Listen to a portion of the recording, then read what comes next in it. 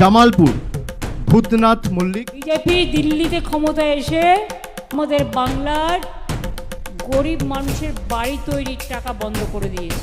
মুখ্যমন্ত্রীর উন্নয়নের সাথী হয়ে বিগত বিধায়কের অসমাপ্ত কাজকে সমাপ্ত করার অঙ্গীকার নিয়ে 2026 বিধানসভা ভোটে লড়ছেন জামালপুর বিধানসভা তৃণমূল কংগ্রেসের প্রার্থী ভূতনাথ মালিক।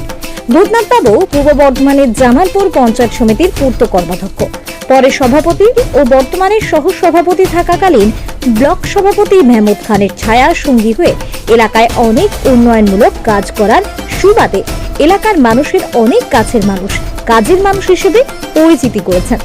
2026 বিধানসভা তৃণমূলের হয়ে ভোটে লড়ছেন ভূতনাথ মালিক। যে জামালপুরের আমার ফার্স্ট ফোকাস থাকবে জামালপুরের যে বিপিএসসি, সেই বিপিএসসির আপগ্রেডেশন করা, জামালপুর কলেজের আপগ্রেডেশন করা, আমাদের কারালাঘাট থেকে শুধু শম্ভুপুর পর্যন্ত যে 22 কিলোমিটার রাস্তা যেটার খুব বেহাল অবস্থা হয়ে আছে সেটার আপগ্রেডেশন করা, এবং জামালপুর যেহেতু এগ্রিকালচারাল বেল্ট, এখানে কৃষকদের যাতে মমতা বন্দ্যোপাধ্যায় কৃষকদের জন্য একাধিক প্রকল্প তো চালু করেছেন, আরও যদি কৃষকদের পাশে আরও দাঁড়ানো যায় সেটা আমি অবভিয়াসলি আমার পার্ট থেকে চেষ্টা করব। 2011 সালের পর থেকে আমরা যেটা দেখেছি যে এটাকে একটা মানে কি বলবো radical changes, we have seen A radical changes in every knock and corner of Jamalpur. তো আমরা জামালপুরের বিভিন্ন প্রান্তে যেখানে রাস্তা ছিল না সেখানে রাস্তা হয়েছে, যেখানে পানীয় জল ছিল না সেখানে পানীয় জল হয়েছে।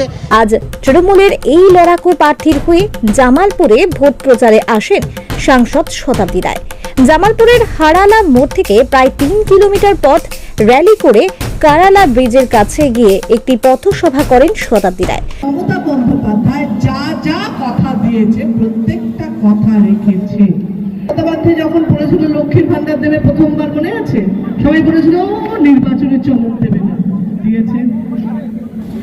এবার যখন যুবসাথীর কথা হলো সবাই বলল না না নির্বাচনে চমক দেবে না, দিয়েছে, অনেক আগে থেকে দিয়েছে। এবং যে কটা প্রকল্প মমতা বন্দ্যোপাধ্যায় শুরু করেছে একটাও থামেনি। গর্বের সঙ্গে বলতে পারি পশ্চিমবঙ্গে এমন কোনো পরিবার নেই যেখানে মমতা বন্দ্যোপাধ্যায় কোনো প্রকল্প পায়নি, এমন কোনো বাড়ি নেই। মুখ্যমন্ত্রী যে নেত্রী কথা দিয়ে কথা রাখে তার সঙ্গেই আমরা থাকবো, এটাই আমাদের একমাত্র শপথ। পথসভায় শতাব্দী রায় বলেন, মুখ্যমন্ত্রী এতদিন ধরে যা যা বলেছেন তার কথা রেখেছেন। মুখ্যমন্ত্রী বলেছিলেন লক্ষ্মীর ভান্ডার টাকা দেবেন, তা দিয়েছেন। মুখ্যমন্ত্রী বলেছেন বেকার যুবকদের যুবসাথী টাকা দেবেন, তা ইতিমধ্যেই দেওয়া শুরু হচ্ছে।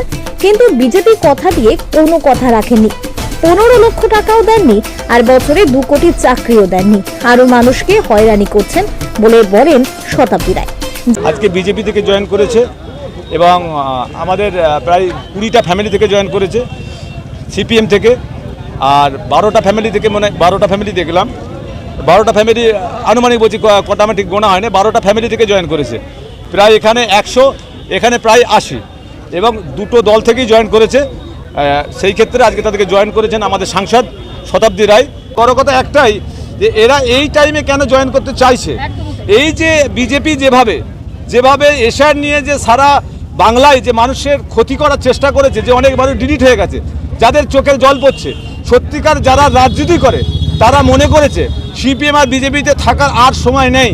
এবার মানুষের জন্য যদি কাজ করার ইচ্ছা থাকে তাহলে একমাত্র প্ল্যাটফর্ম তৃণমূল কংগ্রেস, মাননীয় মমতা বন্দ্যোপাধ্যায়, আমাদের নেতা অভিষেক বন্দ্যোপাধ্যায়, এই প্ল্যাটফর্মে থাকলে মানুষের সেবা করতে পারবো। এই ক্ষেত্রে মানুষ কিন্তু দলে দলে জয়েন করতে চাইছে। জামালপুর ব্লক সভাপতি মেহমুদ খান বলেন, সিআইটিইউ এবং বিজেপি ছেড়ে আজ সাংসদে শতাব্দী রায়ের হাত ধরে অনেক মানুষ তৃণমূলে যোগ দিয়েছেন। তার বিজেপির এই অত্যাচার থেকে পরিত্রাণ পেতে চান তারা। মেহমুদ বাবু বলেন, এই এসআইআর নিয়ে বিজেপি যা করছে, এই অত্যাচার থেকে মুক্তি পেতে মুখ্যমন্ত্রীর উন্নয়নের কাজে সামিল হতে সিআইটিইউ ও বিজেপি ছেড়ে আজ তৃণমূলে যোগদান করেন প্রায় 2 শতাধিক মানুষ। এই দিনের র্যালিতে প্রায় 35,000 মানুষ হয়েছে বলে জানান মেহমুদ খান। বর্ধমান থেকে সঞ্জিত করের রিপোর্ট, বর্ধমান পত্রিকা ডিজিটাল।